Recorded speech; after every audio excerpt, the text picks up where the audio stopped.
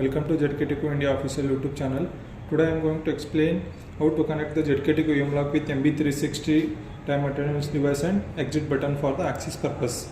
So for that now I am going to explain how to do the connections. You can see here.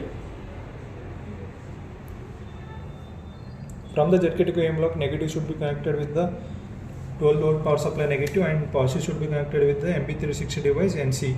From the MB360 device, COM should be connected with the 12 volt power supply positive. This is how we will connect the ZKTeco M-Lock with the MB360 device. Now I am going to explain how to connect the exit button with the MB360 device. From the exit button, NO should be connected with the MB360 device button and COM should be connected with the ground. And this exit button requires 12 volt power supply. So for that I have given the external 12 volt power supply. For that we should connect the positive to the positive and ground should be connected with the negative in the 12 volt power supply. So if you want, you can give the internal power supply also from the MB360 device. You can see here I am using the MB360 device for the in purpose and exit button for the out purpose. I already enrolled one user in the MB360 device. I am punching through MB360 device for the in purpose.